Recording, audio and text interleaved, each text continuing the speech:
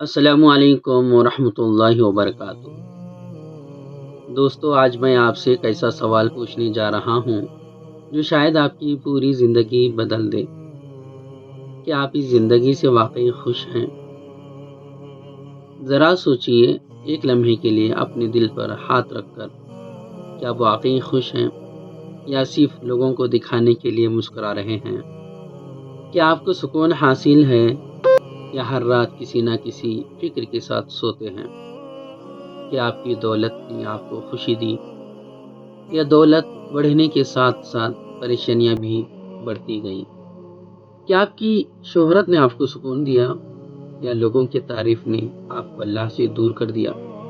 اگر ان سوالوں میں سے کسی ایک کا جواب بھی نہیں ہے تو یہ ویڈیو آخر تک ضرور دیکھیں، کیونکہ ہو سکتا ہے کہ اللہ تعالیٰ اس ویڈیو کو آپ کی ہدایت اور دل کے سکون کا ذریعہ بنا دیں۔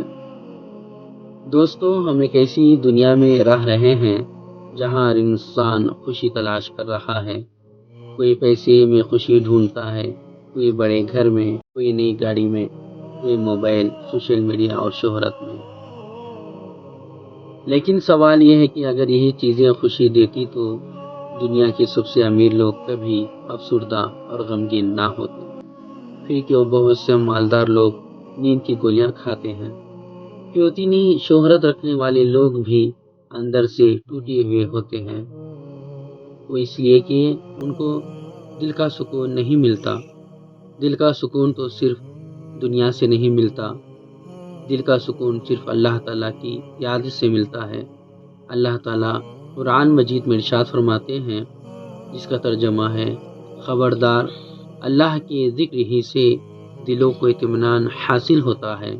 یہ اللہ کا وعدہ ہے، اگر دل بے چین ہے تو اللہ کی طرف لوٹ آئے۔ دنیا عارضی ہے، ذرا سوچیں ہم اس دنیا میں کتنے سال رہیں گے؟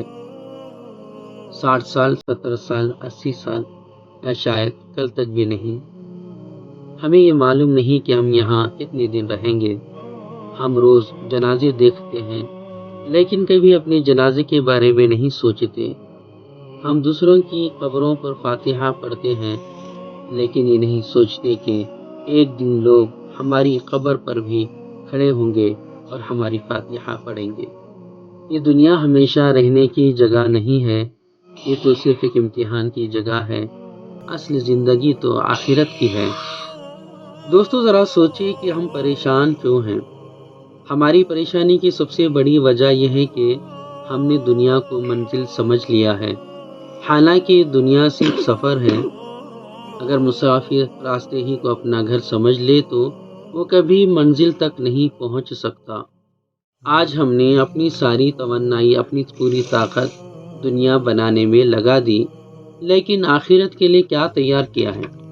کتنی نمازیں قضا ہوئی، کتنی مرتبہ قرآن کھولا، کتنی مرتبہ دل سے توبہ کی ہے، کتنی مرتبہ کسی غریب کی مدد کی ہے؟ یہ سوال ایک دن اللہ تعالی ہم سے ضرور پوچھیں گے۔ فرض کریں ایک شخص کو صرف 3 دن کے لیے ایک ہوٹل میں ٹھہرایا جائے، کہ وہ وہاں ہمیشہ رہنے کے منصوبے بنائے گا؟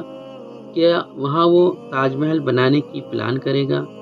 ہرگز نہیں، کیونکہ اسے معلوم ہے کہ اسے واپس جانا ہے۔ بالکل اسی طرح دنیا بھی ایک عارضی قیام ہے، اصل گھر تو ہمارا جنت ہے۔ اگر ہم ایمان اور نیک اعمال کے ساتھ دنیا سے جائیں گے تو اللہ تعالی ہمیں ہمیشہ کی کامیابی عطا فرمائیں گے۔ دوستو، ہم اپنی آخرت کو بنانا ہے اور دنیا میں رہ کر، دنیا کی زندگی چند روزہ ہے، اس چند روزہ کی زندگی میں ہم آخرت کو نہیں بھولنا ہے، تو لہٰذا اس دنیا میں رہتے ہوئے